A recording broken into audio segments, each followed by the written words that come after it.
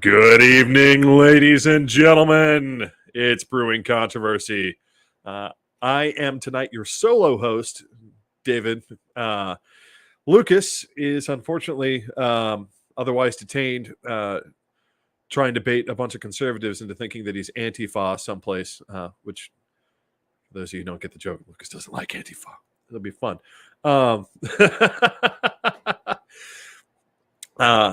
So if you have never seen the show, typically we have two people here. We were actually supposed to have a guest host. Unfortunately, that fell through tonight, so it's just going to be me. Show is basically drinking beer and talking politics, usually from a leftist bent, more so when Lucas isn't here with his wildly uneducated opinions. See, I can talk trash about him since he's not here. It's fun. He can't say anything back. I mean, he'll say something later. Oh, yeah, a lot of things later. But tonight, it's just going to be me. We have a couple of different topics lined up tonight, mostly because I didn't want you all to feel that I was just going to talk about one thing the entire time, like some sort of extremely gorgeous, well-dressed college professor. One thing I want to mention, because apparently we've gotten a few notes about this. This poster right here is not a Nazi poster. I don't understand why people don't get this. This is a poster for what's called the Iron Front, which were an anti-fascist, anti-communist organization in the Weimar Republic in the lead up to World War II. This is not a Nazi poster. This is an anti-Nazi poster. This is not an extremist poster. This is an anti-extremist poster. I have it up on my wall because it's an important piece of history. And I got it specifically during the Trump years as sort of an expression of being against extremism. There's other stuff on my wall, too, that's, patriotic and stuff. If I move my head, you can see my Union poster and my, Continental Congress flag back there. All sorts of fun stuff. But yeah, not a Nazi poster. I don't know why we keep on getting notes about that. So typically to start out the show, again, if you've never been here, we like to start out with a couple of hot takes on a couple of different issues. I also want to go ahead and give a shout out to everyone who's chiming in. Hi, Rob. Hi, Brian. Apparently, Biden is going to get up on the television here in just a little bit. Probably won't be able to comment on that, mostly because I can only multitask so much. So again, just a few little bits and pieces. Oh, wait, that's not the right one. Let's see. There we go. First off tonight, I wanted to talk about something I felt like we didn't get really to talk about too much last week, or we should have been able to talk about more, which is, speaking of Biden, the inflation issue that is continuing to cause a problem in America. One of the main problems that we have in America right now is that about 20 years ago, we had a revolution in shareholder power in America. And where before CEOs and presidents of boards had relative control over their companies, it's really switched back into a very shareholder-centric mode from the 1980s all the way until now. And one of the big casualties of that shareholder-centric ideal has been that it's dividends and revenue, not even necessarily profits, dividends and revenue at all costs. And for many of those organizations, one of the easy things that they saw to pick apart was labor, right? That was something. I mean, if you earn $150,000, $200,000, $300,000 a year in salary as someone who has the money to be a significant investor in these organizations, labor sounds like a really big, mean, nasty thing that you want to cut down on. You want to cut down on those wages. These are people who don't really understand. Now, these are people earning 15, 17, $20 an hour. They're earning 50, 60 max $1,000 a year. It takes 7 of them, 8 of them eventually. Now, today, we're to about 30 of them to equal what you're being paid. So this move started to send all these manufacturing jobs, all these labor-intensive industries out of America, offshore them, put them in other countries where they can cut the price of labor. There were a bunch of other increases, though, namely shipping, that occur within that. But that's not what this investor class is looking at. And what that's caused is when the pandemic hit, the supply chains broke. Because, again, once they got through with labor, they said, okay, well, how do we cut labor even more? How do we cut down everything down to the barest bones, right? And we got it down to the barest bones so that the factory was literally making the product, putting it on a truck, and that truck was going to deliver it. Pardon me. That truck was going to deliver it just in time to where it was going to be sold, right? Or it was going to go to a distribution center and be delivered just in time to be sold. Well, the problem is that means that you're constantly cutting back on your manufacturing capacity. You're constantly cutting back on all these other features. And then the pandemic hit, and all of a sudden we couldn't move goods as quickly. We couldn't produce what little production was being done. Couldn't even be done. And so one of the reasons why we keep on seeing these issues with scarcity and supply chain issues is because this is the effect of what was built to satisfy these investors. One of the things I felt that we didn't get to talk about last week is how do we fix this? Well, we bring the factories back and we encourage those factories to come back. We shorten the supply chain. We increase capacity. The problem is, and one of the reasons why we keep on seeming to be stuck in this place is that a lot of investors still don't want to do that. They still are looking at this as how can I increase my profit again and again and again without reinvesting in the business, right? How can I squeeze blood from a stone? And then once I've squeezed all the blood from the stone, can I sell the stone, right? And that's what happened a lot in the 80s. And we're probably getting ready to move into that mode again, where a lot of companies are going to start trading hands through mergers and acquisitions as investors basically figure that they've squeezed all the blood they can from the stone. They're going to try and get rid of it. And that's only I'm going to tell you, that's going to only increase inflation. That's going to make things worse because it's, again, going to cause continuous supply chain disruptions everywhere as these companies get traded. The way we fix this is we bring the factories back home, right? I personally have a dream. Like my personal dream is I would love to see someone go into Detroit and rebuild the Packard plant, which is one of the great monuments to failed industry in America.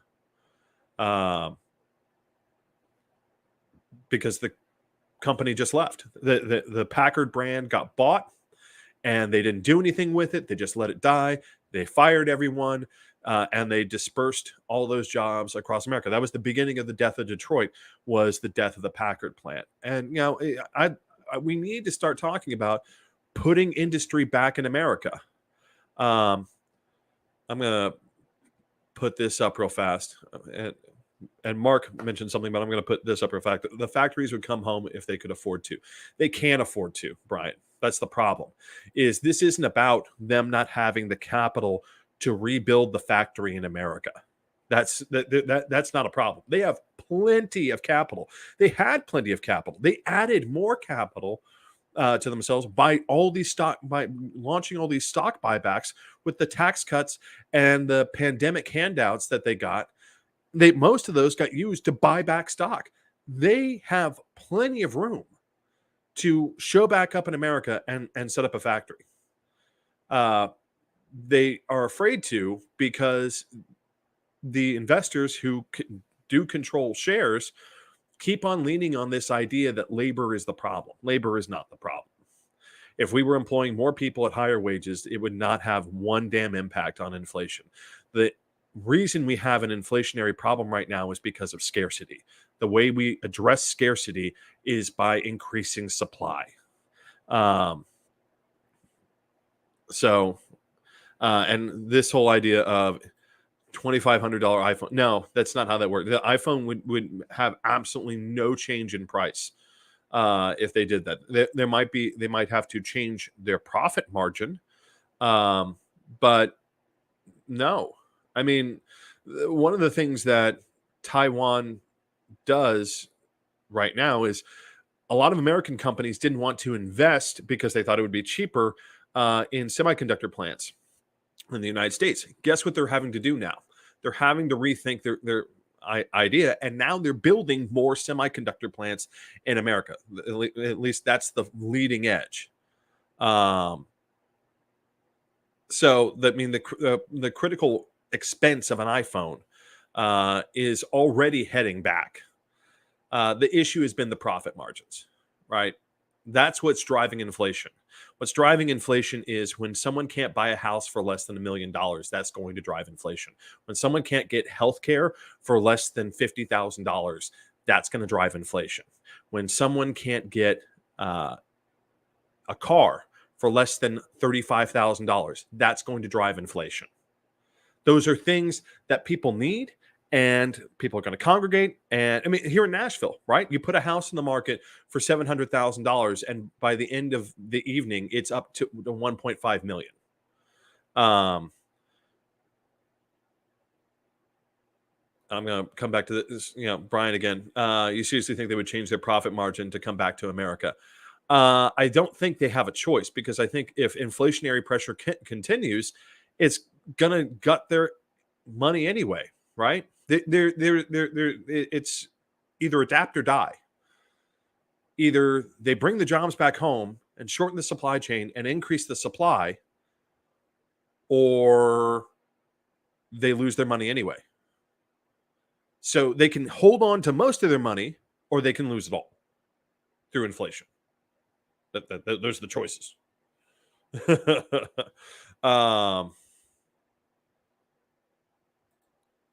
Labor is cheaper overseas. They'll never bring the jobs back unless they can pay factory work. No, the thing is, labor is functionally cheaper overseas. However, the overall cost plus productivity of many overseas jobs is less than America. In other words, the value added.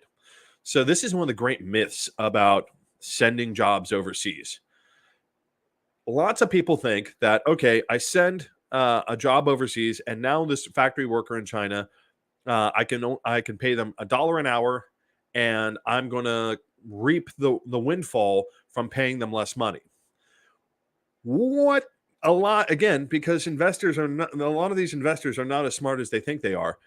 They don't ask the next question, which is, how many things, how many chips, how many whatever do I get for $1 an hour? And there's the problem. See, when you pay an American worker $10 an hour, you get somewhere on the average of about $13 to $14 worth of product per hour just from their labor. So in other words, they've already added value just by them working at their job in America. They're going to make more chips and do so typically at a higher consistent value. If you want an example, look at Germany. Germany doesn't have a problem with having manufacturing in its country and making high value, high quality goods, because German workers, just like American workers, add value to the product.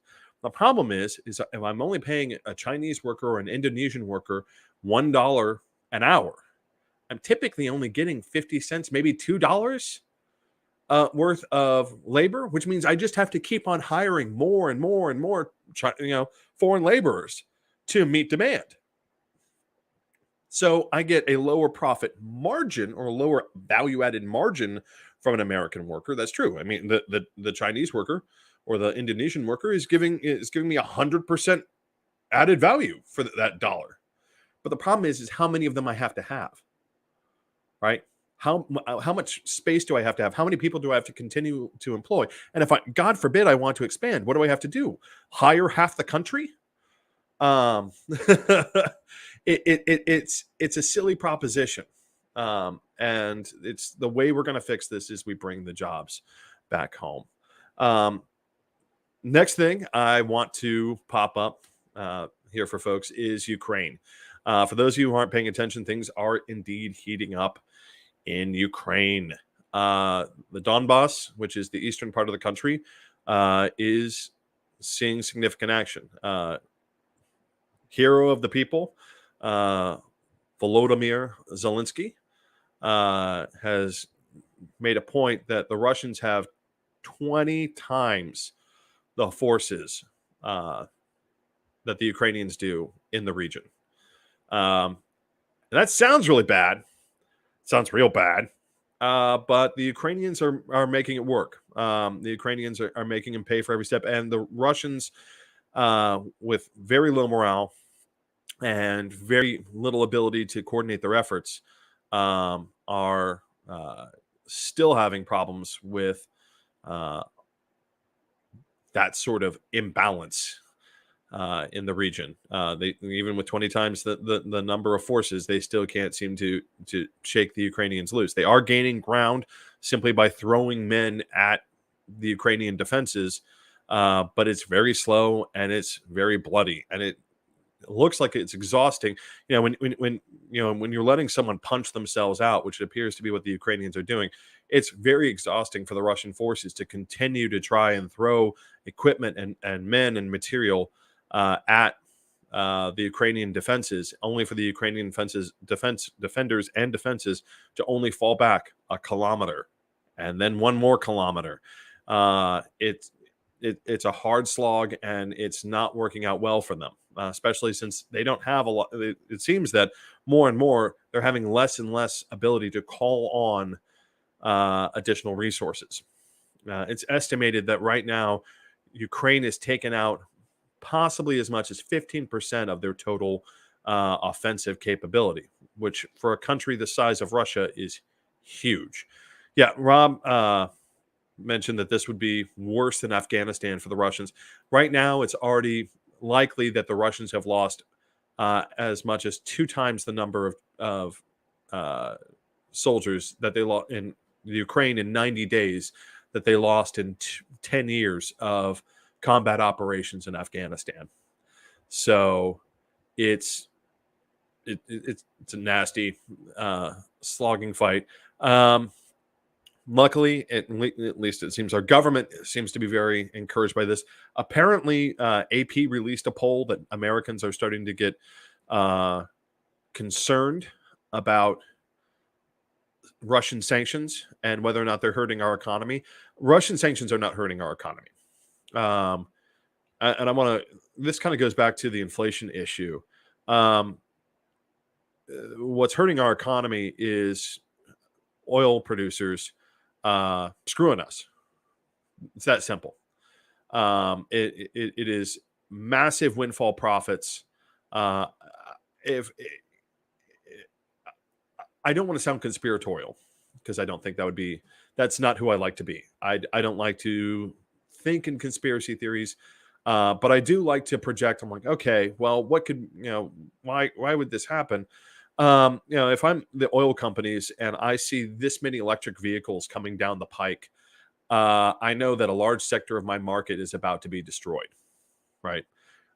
Refining the necessity for refining light sweet crude into petroleum, into gasoline, is there's a horizon where it's going to start dropping off steeply.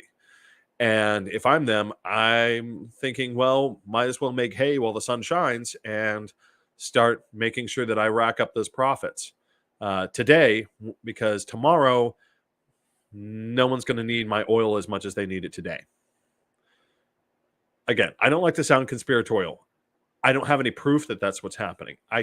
We do have proof that they're reaping record profits, which you'd think if there was this much of a need that we're going up to $5 a gallon in many places in America, that they'd be looking to increase supply somehow to stabilize the market. I think the fact that every major car manufacturer is now saying, hey, in the next 10 years, we're switching to nothing but EVs.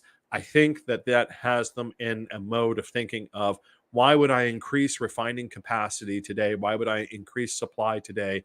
And somewhat damage my profits when I know I'm going to lose it in 10 years anyway, which, considering what it costs to build a refinery, to do the land deal, to get more oil in, I get it.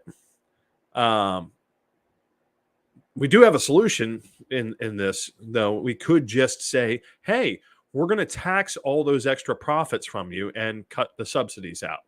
And then we're going to see how you like it now. Either you play ball and supply the market what it needs at a fair price, and you're still going to be taken care of. You just won't be Buy Canada wealthy. It has gotten silly and extreme, and people are starting to get worried about it. And there's this attempt to blame the sanctions. Russia was a big exporter of oil, but if you look at the overall scheme of things, they were actually exporting a hell of a lot more natural gas, which we actually don't have as much of a problem with. Europe has a slight problem with it, and this is one of the things where it gets fuzzy about, why is the price going up so high. They have no ability right now to import additional natural gas. So the only people who are buying the majority of this natural gas aren't consuming it, but no one else is buying that natural gas. And we're not exporting a bunch more natural gas. So why is the price going up? Same thing kind of with oil, right? The people who are primarily importing Russian oil aren't importing it anymore, which is, again, Europe. But they really aren't set up to import anyone else's oil either. So why is the price going up? I mean, it's a static thing. It doesn't make any sense why this is happening, other than people are just being greedy and profiting. So not a great situation. Another hot take that probably wanted to touch on, since Lucas isn't here. I had a list. Oh, yeah, this one. This one's fun. Because this one is kind of twitching me a little bit. Democratic Party. There was a great article that came out the other day. Basically said, Dems aren't fighting. That's why they're losing. They aren't fighting. Republicans are in the street, saying anything they want to say. The election was stolen. Baby killing cults. Secret, anal bum cover. I mean, like, literally just pick words. Like, string any three words together. I'm going to look around my pipe, watch, remote. Now just created a QAnon conspiracy.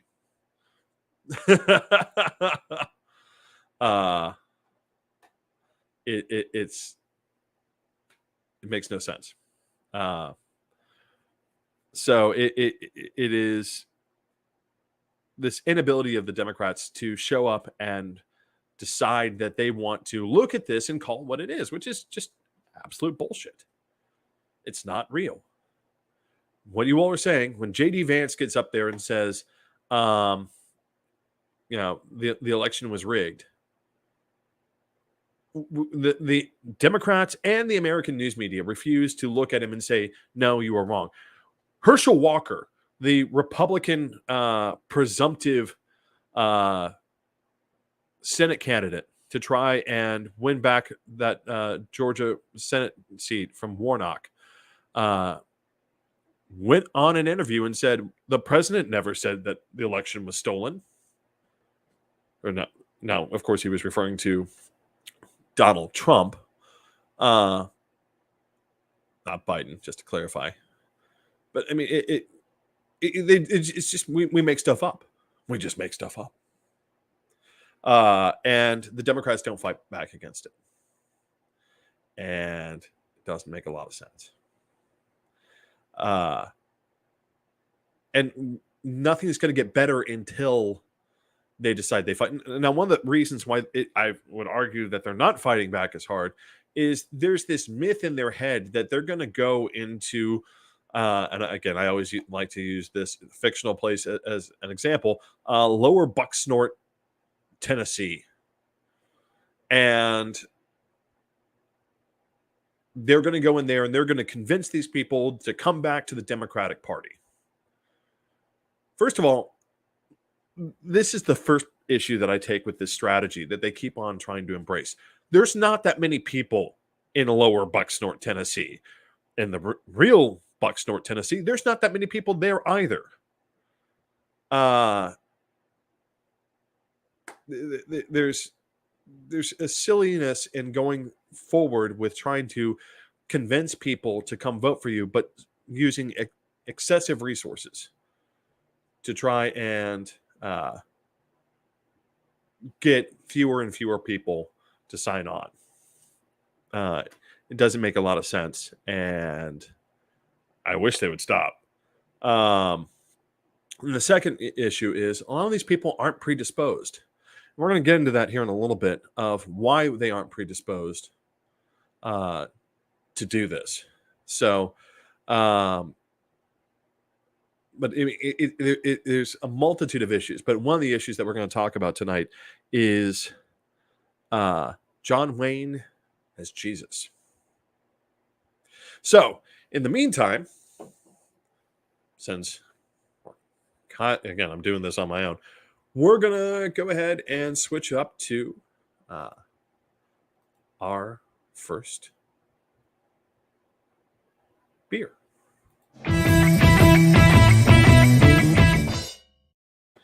All right. Now, see, I'm doing this all by myself. So, here we go. Now, I want to give this a chance because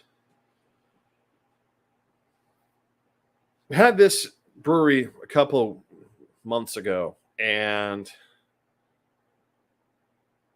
it wasn't that impressive. The artwork is just gorgeous, pretty. I love all these wonderful, like this white background, and then like these, these pencil shaded drawings of all sorts of old timey things. And tried them a couple months ago, and just really wasn't impressed. There was nothing that interesting about them, other than the pretty artwork. So we're going to try this. Whoop, okay, assuming I don't spill it all over myself. Give this another try.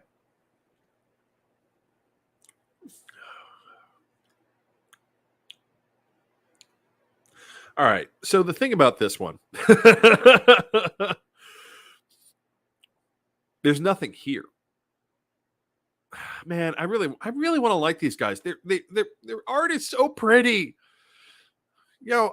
Three Floyds is great, but their art is really busy. But I'm gonna be honest, like unless you're a huge Red Grooms fan, with like a metal fetish, it's probably not your favorite artwork.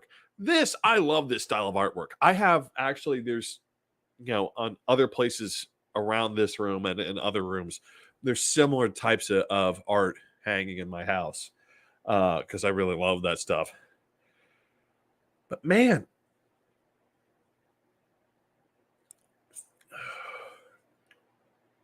I mean, it shows up, it has a bit of bitter, and then this just checks out. it just raw. It, like when I say checks out, I mean it's like it's late for a very important date. Uh, like oh wait, she called. Her roommates are gone. Um, you can get over there now. Go hit that. Uh,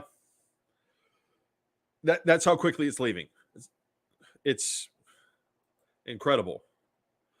It just keeps on running away.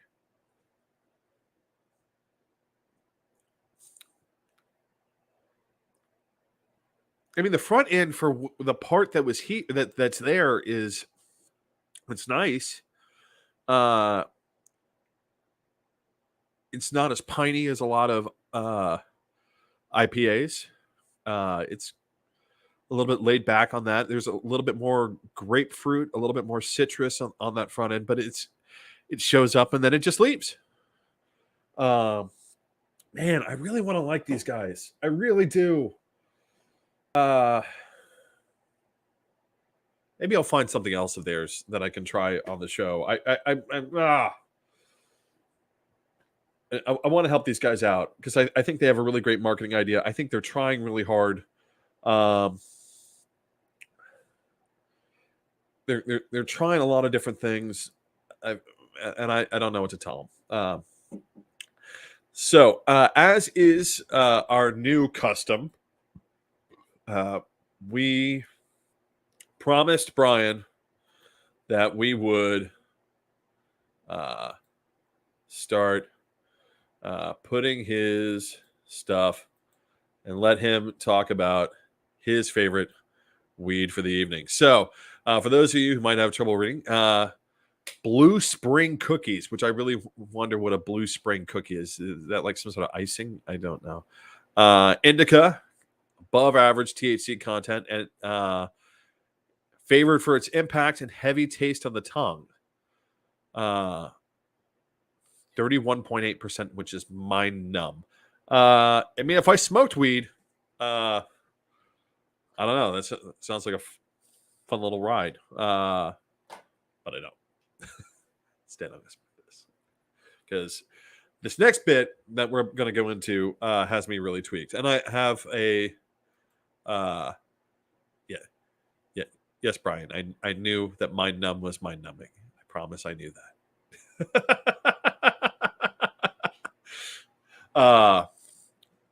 So this next bit that we're going to go into is, it's just you got to look at it and be absolutely.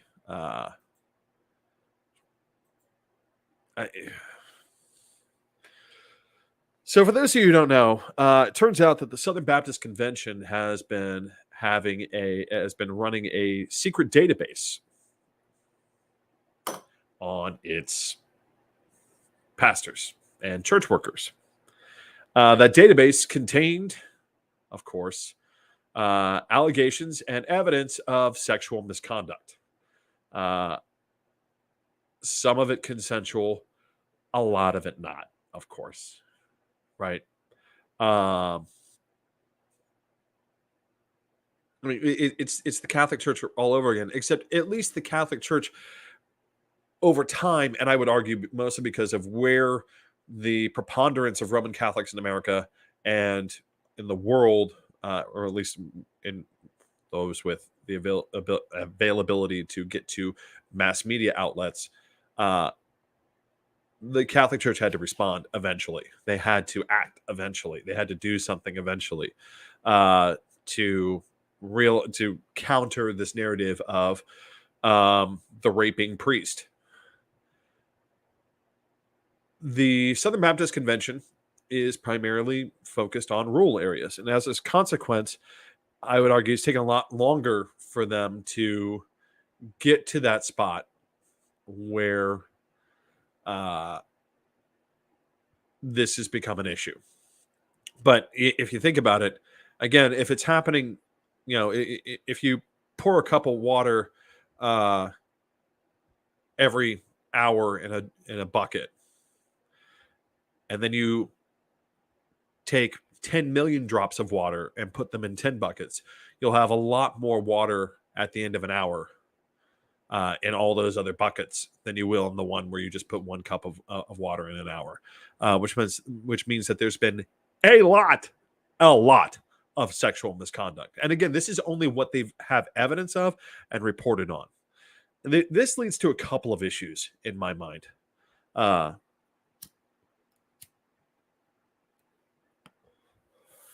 first issue is, what were they doing about it? Well, we know what they were doing about it. Absolutely nothing. Because that's how this got out. This got out because the newspapers in Austin and around Texas had to dig it up. They weren't going to do anything about any of these priests, many of whom were sexually assaulting minors, just like the Roman Catholic Church. They weren't going to do anything about this. They had no intention of stopping these men. That much has become glaringly obvious. I'm pulling up my. There we go.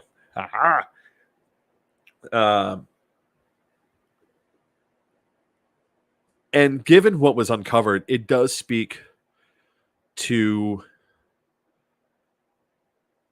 a mentality, a reality that is present. Now, I talked earlier about why the Democrats need to stop going after some of these rural votes, why they need to stop trying so hard in places where it's very obvious they won't win. In some cases, they don't. But in some cases, unfortunately, like in my district, where the Democrats aren't even running a candidate anymore, got in trouble on the Tennessee Democratic Party page for calling them out on that bullshit. Like, I'll run. You all want to fund me? I'll go run for Congress. Probably won't win. But you know what? At least we ran someone. One of the issues that the Southern Baptist Convention has, and I think very much the Roman Catholic Church has, is there comes a point where it's not about God, it's about culture, right? I'm a Christian. I don't belong to a sect that has any sexual scandal issues, right? Our priests can marry. We have very liberal, very liberal mindset about women being empowered, and that's one of the things that we're going to get to. Is this is not about God? This is about a culture. And there's a author who recently published a book, and it's really great. And I alluded to it earlier because it's so insightful and it makes so much sense when you read it and hear her describe it. It's called Jesus and John Wayne: How White Evangelicals Corrupted a Faith and Fractured a Nation. It's by Kristen Kobes Dumez. That's Kobes with a K, Dumez, M-E-Z. And in it, she makes a really interesting case. She doesn't go back as far as I would, but she does make a very clear argument that what happened in America was, as the population began to grow, as the population began to see its individual democratic power lessened as more and more people were brought into the system, especially after civil rights, that the idea of the compassionate, merciful, poor, humble Jesus went away. And what got replaced was John Wayne. The idea of a strong, masculine, powerful, dominating figure who will punish the wicked and give gifts to his followers, right? Give gifts to the people who act like real men, right? That this is a religion based around being a real man. And unfortunately, for many of these people, being a real man is having lots of sex. With whom you have sex needs to be a woman. Better, she's pretty. And how old she is? Well, as they would say in their parlance, if there's grass on the field, play ball. That's their thinking. And that's how we got that. That's how they got here.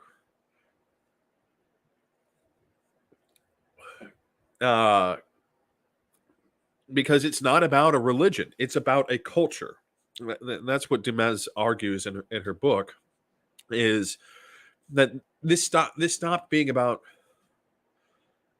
any sort of theology. Theology was crafted to defend the culture, not a culture arising out of defending the theology.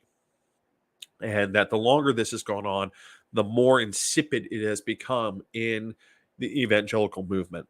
Now, there are people, pardon me, there's a woman out of Texas called Hatfield, who I would argue are trying to reverse that course. But for the most part, right now, if we're talking about the evangelical movement, evidence and history shows very clearly we're talking about a white, racist, misogynist organization.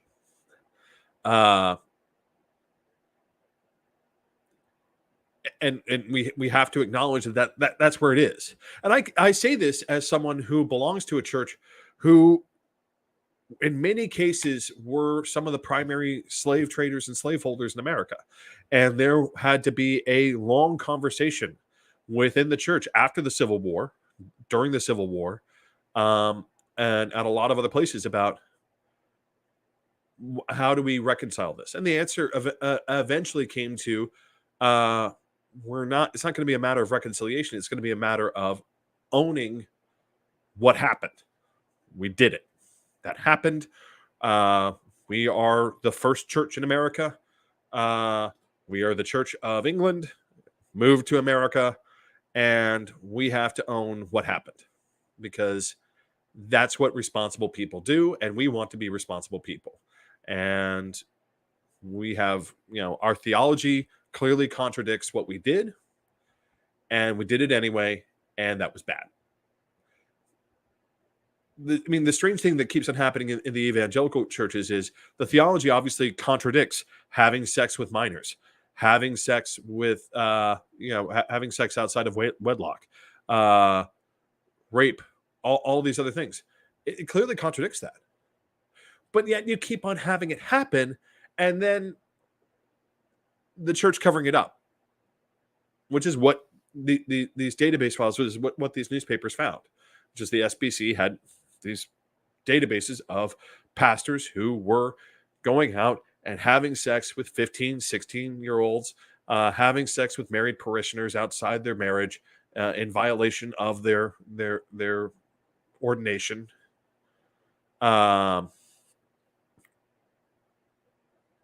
nothing was done. And at most, again, they did the Roman Catholic method of sometimes moving them around. In recent years, there's been a push to have priests who have been convicted of sex crimes removed. But the problem is that the Southern Baptist Convention was withholding evidence in some cases of those sex crimes. So again, their rule was, well, if you get convicted, well, basically that meant if your victim went outside the church to report you, then we can't help you. But if they stayed inside the church and tried to do something about it for the Lord, then we're going to cover your ass. That's what they did. I also want to point out that this is not a matter of faith. This is no one attacking anyone's faith because there's no faith here to attack. There is no religion of pastors get a free pass to put their dick wherever they want, right? I'm sure there might be a religion like that someplace. Nope, I'm not going to say that. No, no. It was right there. It's right there. I'm not going to do it. If some of you all could see where my brain went, I apologize.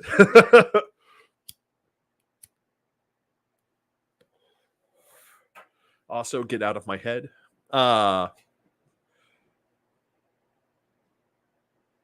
We can't have a society in which this is okay.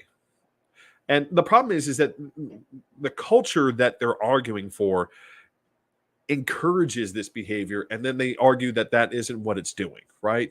The culture is men are supposed to be men. This is again back to Demes's, layout of John Wayne has replaced Jesus. Men are supposed to be men. They're supposed to be strong. They're supposed to be virile. They're supposed to just get things done and work with their hands and ride horses and live off the land and carry a gun. We're going to get to that later. They're supposed to be, providers and protectors, and they're the ones in charge. And when they're like that, money and women and all these other things are just going to come to them because they're strong men. And there's other people out there arguing for that, like Jordan Peterson, who argues that's really the problem with modern society is that men aren't men anymore. Like, Jesus, you have never taken a look at a history book, have you?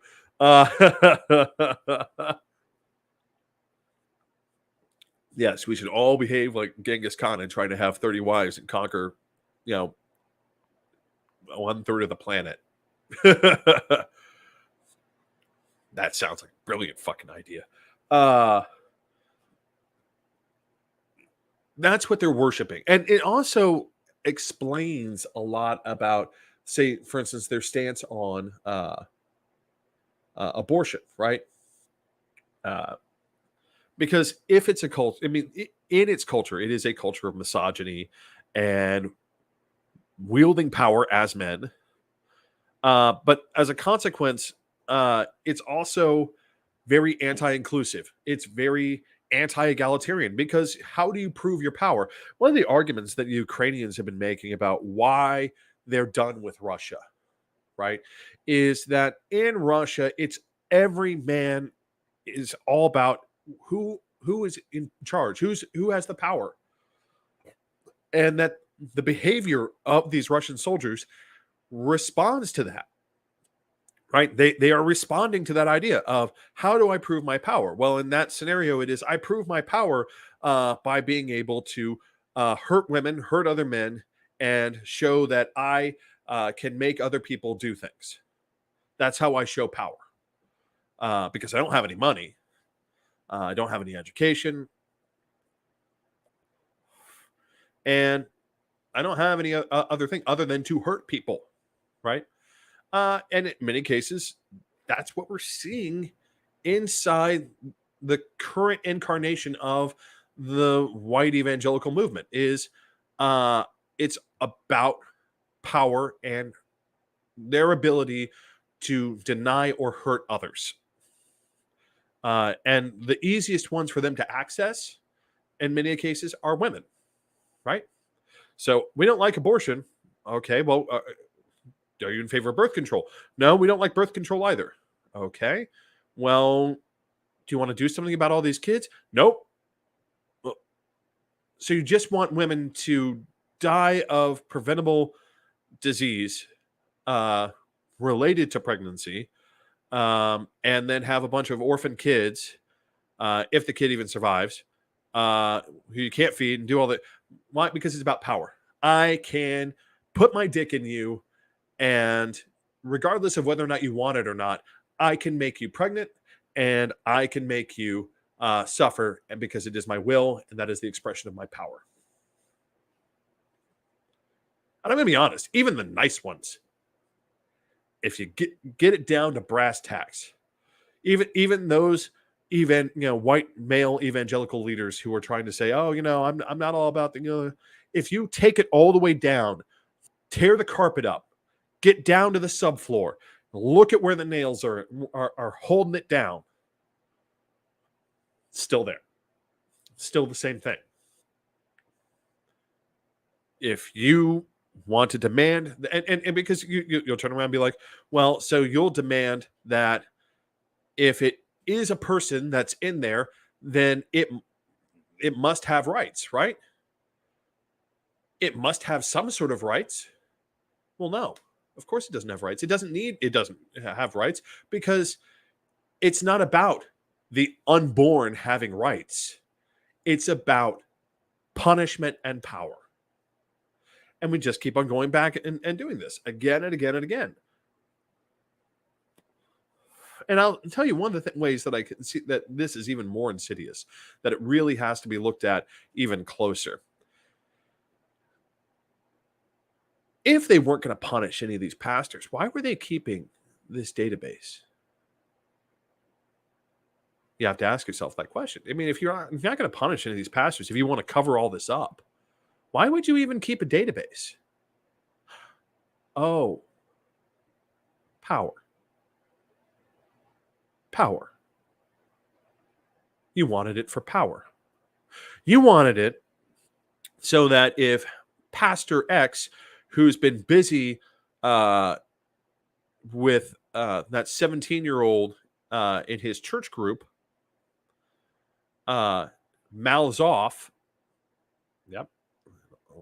Olivia has it precisely right. Blackmail. It's blackmail. This is a blackmail list for the leadership of the SBC. That's what they found.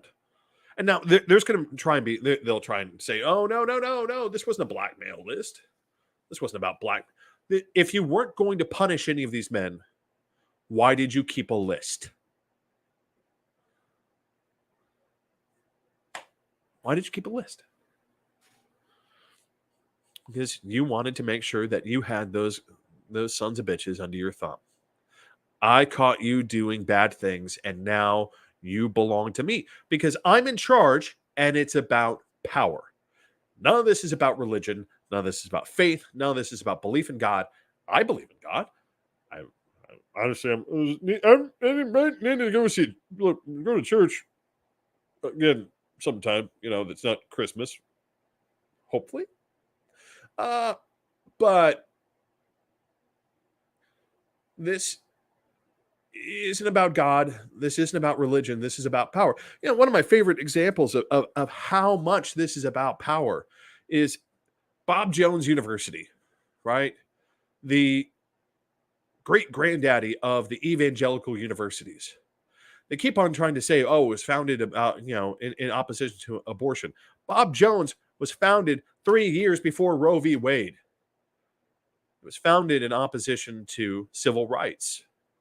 And they made a point of saying it was in opposition to civil rights because they wouldn't even allow black people onto campus. And then when they did allow black people onto campus, when they got sued and told that they weren't going to receive tax exempt status anymore by the IRS because they were segregated, they allowed black people onto campus. But it wasn't until the 1990s that they allowed interracial dating.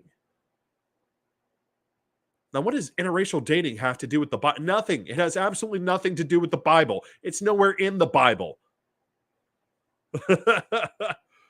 At no point in the Bible does it be like, you know what? You white folks who, when we wrote this, were a bunch of skin-wearing savages up north of the Rhine or off in the British Isles or, along the Atlantic coast. You are actually God's favorite people. I don't think anyone in the Roman Empire was thinking that when the Bible was written. I don't think anyone was thinking, you know what? Those white people, they're the ones in charge. No, that didn't happen.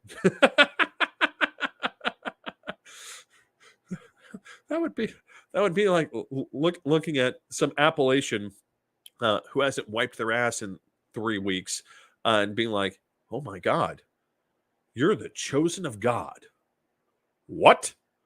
I don't think anyone did that ever. At least not without a lot of mushrooms or something. I don't know. Uh, but I mean, that's what they need. It is about control, and it is not about faith. This is about culture, and a culture that is against democracy, against freedom, and for a revolving door of powerful white men trying to overthrow other powerful white men and expressing that power on occasion through proving sexual access and sexual ability with women, regardless of whether or not they're supposed to be having sex with them or not. Yeah, that's going to keep happening. And it feeds into our next topic, really, which is because we got to talk about it, and I wanted to close with it today because uh, it's fresh and it's recent, and we're right back here again. I had to say this for last because it's that infuriating. It really is. It's that kind of bad. 14 people died today. The week after, a bunch more people died in Buffalo. A few weeks after, another. At this point, the mass shootings are just blending together, right? It's almost not even worth reporting. Really isn't. And conservatives have made it very clear that this is just the price for existing. Listen, today you woke up, and I need you to understand that my fervent love of guns has necessitated that a bunch of people need to die today so that I can love my gun. Not necessarily use my gun for anything except target practice. No one's broken into my house. No one's going to break into my house. I'll probably shoot myself with my gun. But for my love of my gun, other people must die. A lot of people, in fact. No other country has this problem.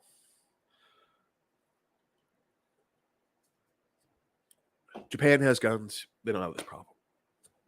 Germany has guns. Germany has a massive hunting culture.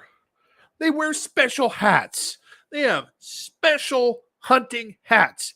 They name everything hunter, which, if you don't know the German word for hunter, it's Jaeger. We drink Master Hunter liquor all through our 20s until you learn to hate it because it tastes like ass and licorice. And those mornings after, when you wake up and you're like, oh, mistakes were made. There's a country that literally they named everything Jaeger. They have entire rituals about hunting, and they don't have this kind of gun problem. And then we've got post-Soviet countries like Poland, where again, you have a ton of guns. And you have people who are arguably just as angry as Americans. I mean, if I was a Polish dairy farmer, I'd be angry. Because, well, fuck, I'm a Polish dairy farmer. I mean, there are worse things I could be, but I can't find it immediately. We're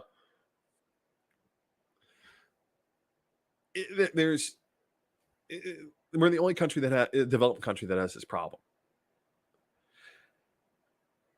And I'm coming to a point where I do slightly agree with some of the gun worshippers that some of the problem is people, but the people who are the problem are the gun worshippers, right? This glorification of firearms. Now, I can't do anything to help them not glorify firearms. That's not something I or anyone else has the ability to do. What we can do is we can limit them. And I know anyone who's watched this show long enough knows there is a common series of things I'm about to mention right now, and it's just sad that I have to mention them again. Right? Number one, the common law does not allow you to just randomly walk around with guns, or you have no right to any sort of gun that you want. You have no right to carry a gun wherever you want. That's the common law. That's supposed to be the law that we carried over for 1,000 years from Great Britain. It's supposed to be the law. And we just keep on trampling over it.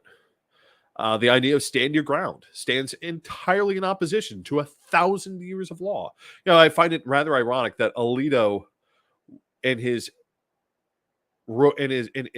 striking down of Roe v. Wade, talks about these traditional rights. Gun ownership is not a traditional right anywhere in America. Never has been.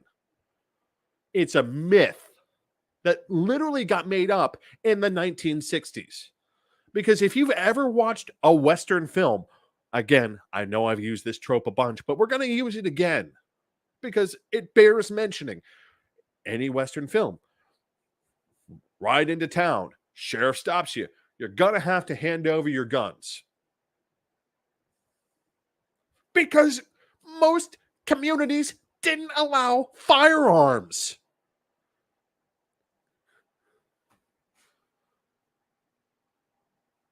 This idea of this unqualified allowance to own guns exists nowhere except in the fever dreams, ironically, of racists, which is where the myth began. Because before the civil rights movement, even the NRA was in favor of gun control. They didn't want people randomly walking around with guns hurting people. That would have looked very bad and possibly caused Congress to make more laws to control guns. And then we get the civil rights movement. And then all of a sudden, there's this move to have you protect yourself from the, quote, thugs. The urban thugs, specifically. Black people. They were talking about black people. That's one of the first instances of the really obvious dog whistle.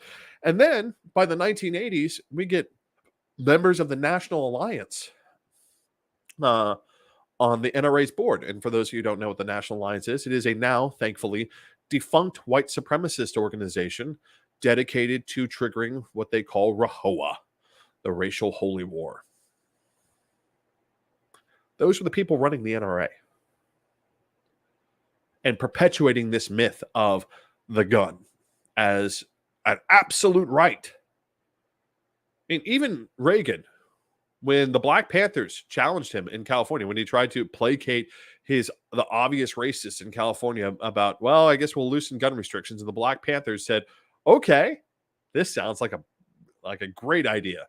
And then all of a sudden Reagan was like, no, we're taking that back. In fact, we're putting more regulations in now. We're putting more in now because now the black people have guns, and there's no way for us to deny them guns without, dropping the dog whistle and grabbing the bullhorn and the white sheet. So, I mean, this entire idea of gun ownership and gun worship in America is explicitly racist. It is very explicitly racist. It is implicitly racist. It's explicitly racist. It's just racist all around. And again, it goes back to that idea of control and power. Right? White evangelicals look at the world as, how do I prove that I am a man? Well, I prove that I'm a man with my gun and my ability to use my gun and my ability to kill someone with my gun. Why do you think Rittenhouse is some little snot-nosed brat is a hero to them? Because he proved he was a man. He went and killed people with his gun. He had no reason to be there. And again, under any construction of 1,000 years of law, Rittenhouse should be in prison. Because he had no reason to be there. He had no reason to be there with a gun. but yet he decided to show up anyway and then kill people. There's a reason he's a hero to them. Because that's the ideal. That's what they want. And I want to be very clear. I'm not for getting rid of everyone's guns. I don't think that's appropriate. I don't think that that's necessary. But I don't think anyone needs an AR-15. It's not a very good home defense weapon. It's a terrible hunting weapon. It doesn't fire a round that one would preferably use when hunting most game. And even if even if you do want to use a 223 round, or a NATO 5.56 round, there are other guns to do that with that don't have 30 round or drum magazines that are not easily modifiable into automatic weapons, because that's what they were originally designed to do, right? You don't need those. And in fact, actually, it's about to get a lot worse. I don't think people realize this. So the Army is switching to a new gun. They are switching to the lessons. And I love the fact that I remember having this argument with service people or former service members during the war, being like, well, I'm seeing these reports that the Afghans are outranging us. We should switch to a bullpup design, which is, for those of you who don't know what a bullpup design is, a bullpup design is the average. Let me try to do it this way. The average rifle has the butt right here, has a trigger and some place for you to grip right here. It has the chamber, the upper and lower right here, and it has the magazine a little bit forward from that. So you pull the trigger especially on an assault style weapon. The magazine has a spring, it pushes a new round up. The round that has just been fired, the chamber opens, the force on the gas pushes out the spent cartridge, closes, and the new cartridge loads. There's a piston involved in that. There's a lot of moving parts. I don't need to go into the whole damn thing. But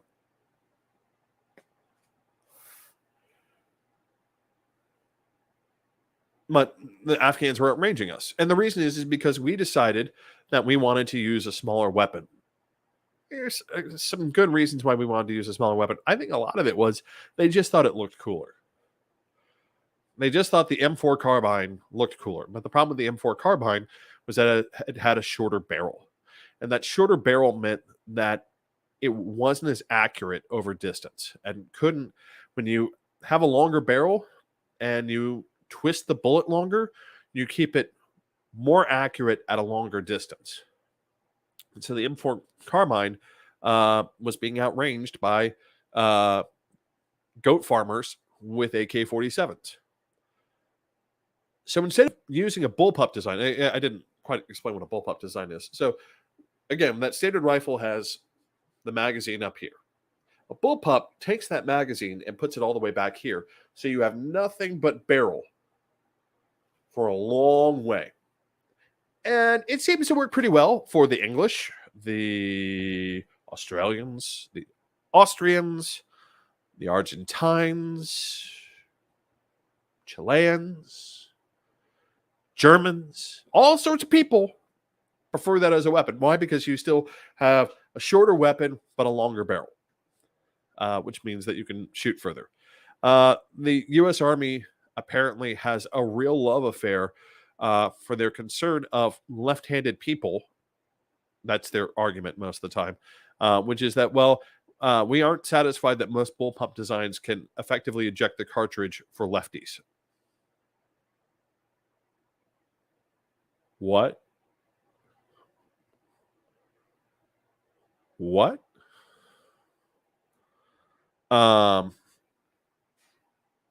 lefties. You know what? I'm going to use that opportunity to go ahead and crack open one more before our time is up, because I really want to try this one, and I really want to show people this one, because it's a really pretty can. This is Destil Tour Bus. It is another IPA, but Destil, to me, is a much more consistent brewery. We'll see. Oh my God, this is their double dry hopped hazy IPA, Citra and Mosaic hops. And I'm going to clarify this. I am not a fan of Mosaic hops. I do not think that they belong in anything, honestly.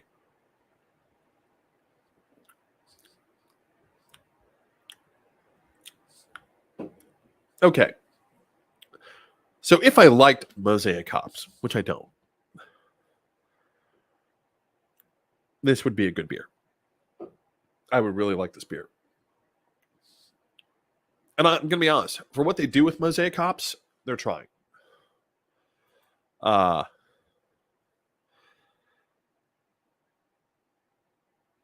mean, this is a good all-rounder. And this isn't one that I'm going to...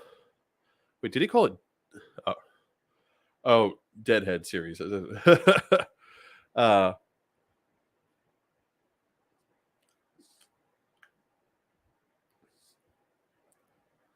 That's not bad. That's not bad at all. I mean, again, I feel like if you like Mosaic hops, you'd be over the world, over the moon for this. I loathe Mosaic hops. I find them overbearing and cloying.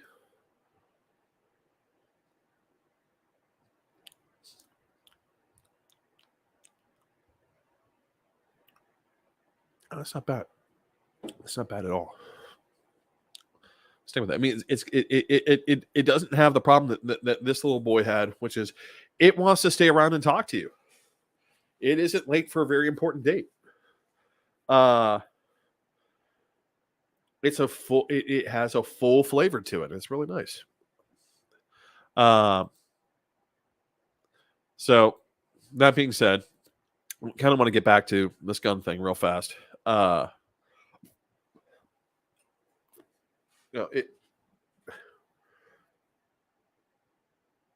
The reason we didn't take the round that we had, the caliber of round that we had, the 223, which is already in wide use, and we've already seen how devastating it is on the civilian population here in America. So, yeah, it worked real well against Afghans and Iraqis. It also works really great against Americans.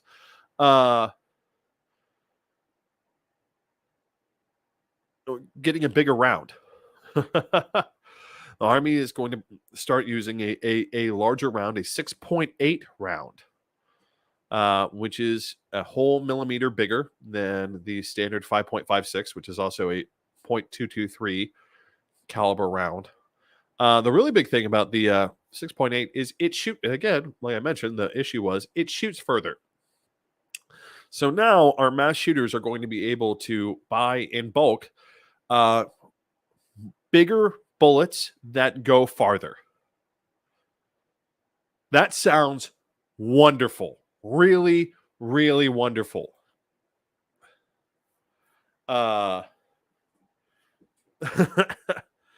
mean, that's what's going to happen is the civilian versions of the new Army rifle chambered for the 6.8 are going to hit the civilian market, and then with their 30 round magazines, and now with the 6.8 caliber round, and the mass shootings we've been having today, it's gonna get a lot worse, because a 223 round hitting someone from an assault style weapon is bad. A 6.8 round hitting someone, it's just going to be today 14 people died. Next time it's going to be 30, 40, 50. But I mean, that's the price. I mean, again, if it's all about power, that's the price they're willing to pay, because they need to have the security blanket of their gun giving them their power. That's what this is about. This is about power. This isn't about your right to own a gun. They don't give a shit about your right to own a gun. They give a shit about their right to own a gun. This isn't about defending freedom. This is about threatening other people. This is about violence, pure and simple. Not liberty. Violence. That's what it's about. And if there has to be a mass shooting, I'm going to argue, ironically, I've been saying earlier that, well, that's just the price. I think they like it. I think they like the mass shootings. I think the gun enthusiasts, the people who are constantly arguing for more guns and their right to own bigger and bigger guns, they like mass shootings because it means that the guns that they have in their possession are more powerful. You should fear them and their guns. They are proud of their guns. I know people who own guns who don't think of them as toys or playthings. They think of them as necessary tools that they have to have around for various reasons.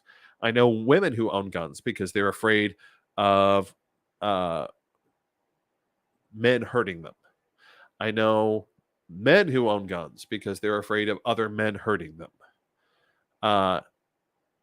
Which I'm sure there's a commentary to be made about all these people owning guns out of fear, but they aren't going out and collecting like, oh, you know what I need? I need the SIG 45 ACP. I need a round that'll take someone's arm off at 50 paces. That's not what they're about. I want to give a quick shout out to Sharma. She was going to join us this evening. Unfortunately, she had stuff come up. So, hi, Sharma. We missed you. Everyone's just had to listen to my dulcet tones the entire evening.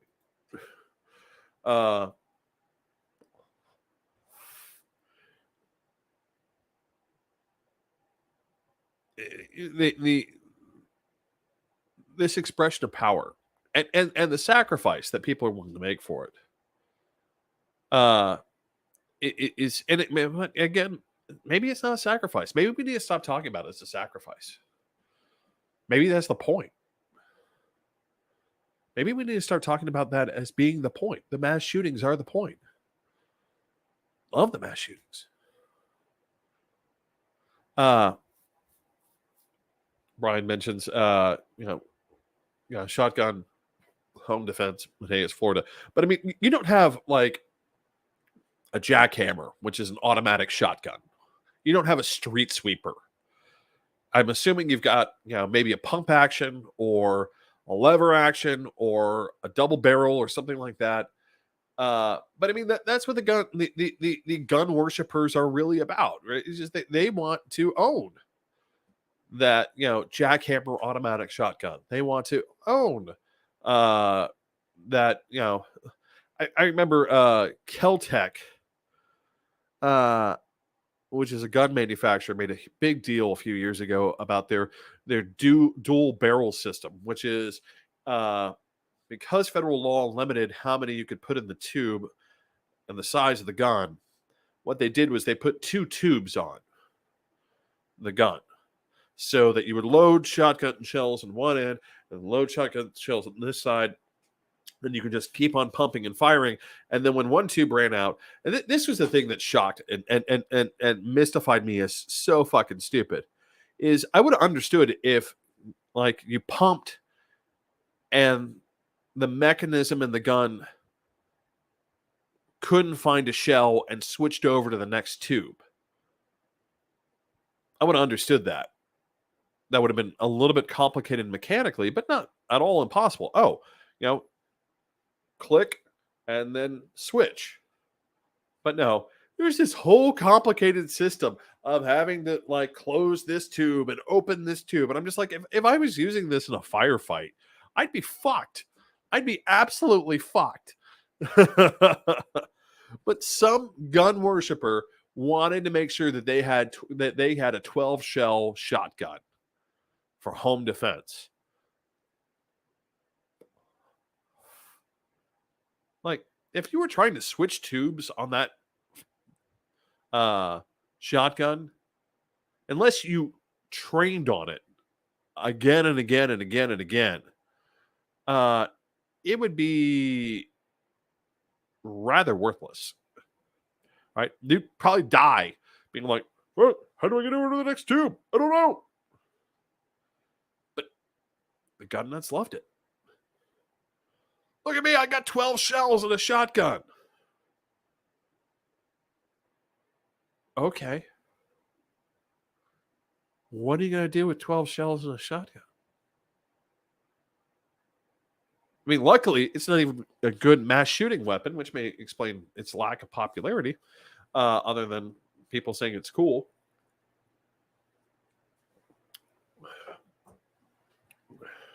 Mostly because you get the first 6 shells out, then you'd have to sit there. Hold still. I'll kill you in a moment.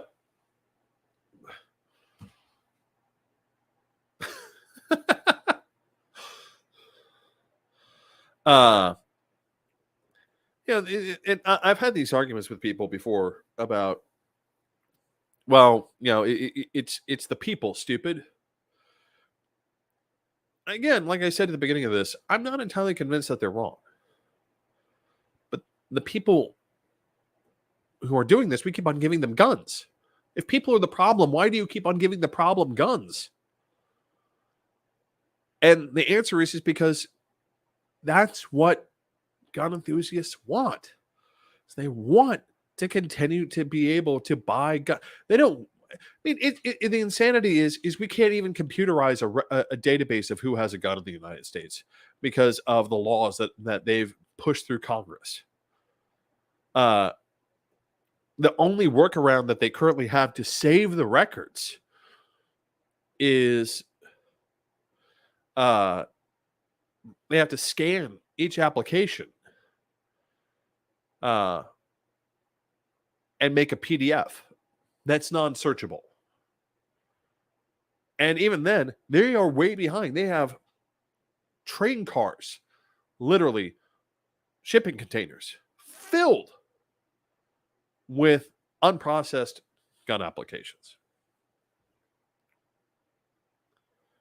that have all been filled. Like that person has that gun.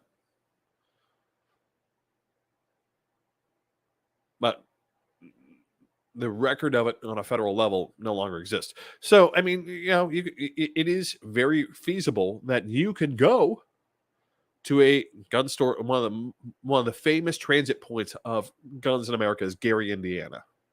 Right? And the reason Gary, Indiana is a famous transit point is because in Illinois, before the Heller decision, before this got really nutty a couple of decades ago, a decade ago, in Illinois, in Chicago specifically, you could not own a handgun. That was illegal in the city of Chicago. And then the Supreme Court said you can't ban any type of weapon from your city, in violation of centuries of American history about cities being able to control the presence of firearms in their cities. In violation of that, they just said, well, no, cities can't ban firearms. Any kind of firearm. If you want to go get your Class 4 license and walk around downtown Chicago with an M1A2, which is a big-ass machine gun, you can do that. Because, God damn it, this is America and I love my guns. Of course, why are you walking around downtown Chicago with an M1A2? I mean, again, we need to ask this question. I mean, it's about power. My power to own this weapon and to kill you with it and to show you that I can kill you with it. That's what it's about.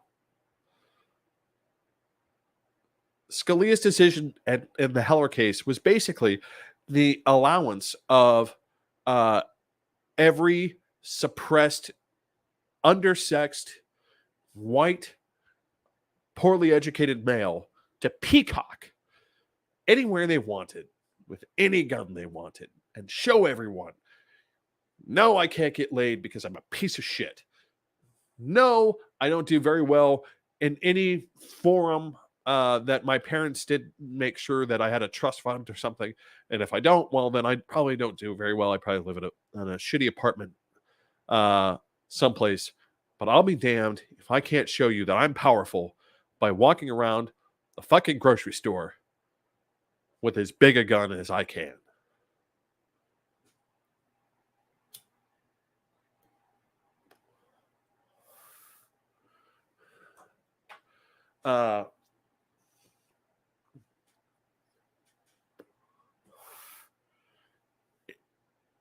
And that's where we are.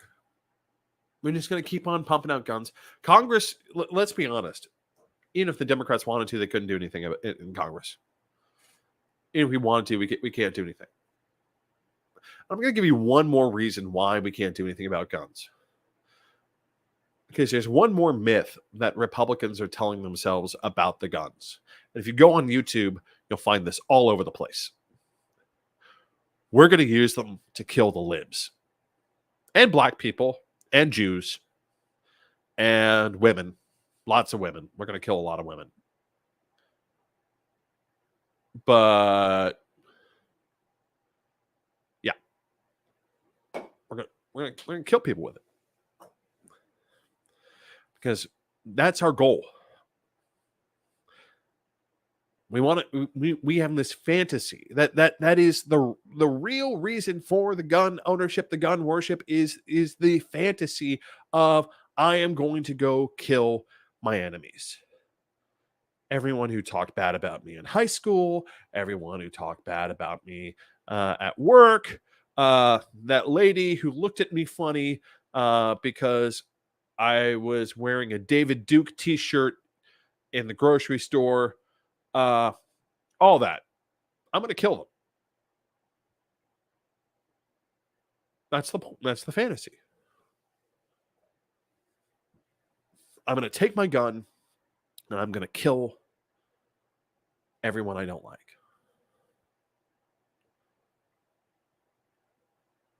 And until that day comes, well, these mass shootings are just proof that I'm powerful. They aren't sacrifices, they're the point. I actually, talking about it with you all is what made me look at it that way. Now,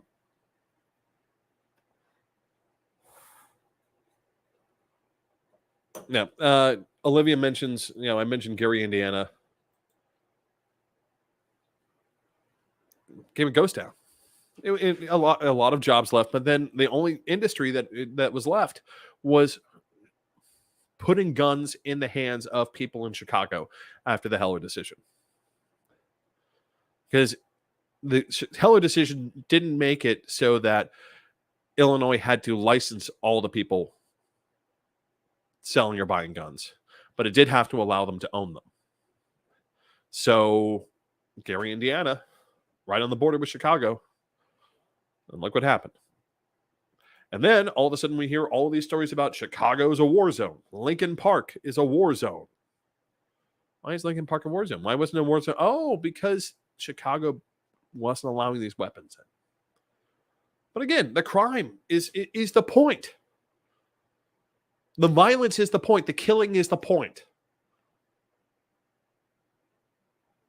Why can't we disarm police? Well, because the killing is the point.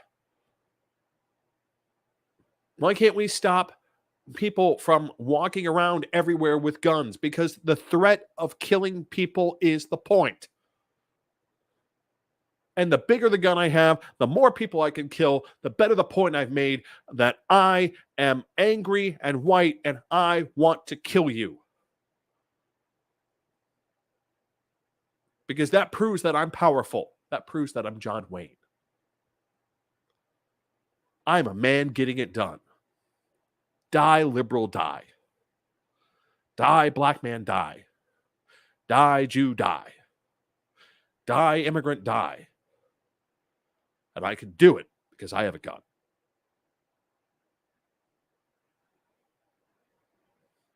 That's what it's about. And it won't. And this, there's no easy way to stop it now. More people are going to die, and we can pass laws, but until someone's willing to put their foot down and say no, I wish Beto O'Rourke would, when he said it during the primaries, during the for president. Yes, I'm going to take away your AR-15. I'm going to take it away. You don't need that, and you're just going to use it to kill people. Take it away. We don't need this. We don't need a lot of this, because it's time that we stop catering to the homicidal fantasies of a minority of Americans, especially since that minority of Americans wants to kill the majority of Americans. Maybe not really, but in their fantasies, yeah. That's what they're about.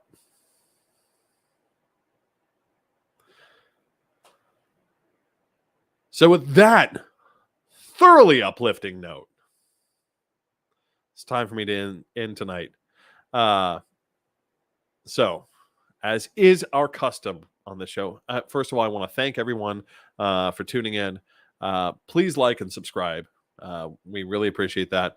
I promise there'll be a more entertaining show next week when I have a co-host, and you don't have to just listen to my smiling face the entire time. So it's time for us to sign off. So good night, good evening, and good luck.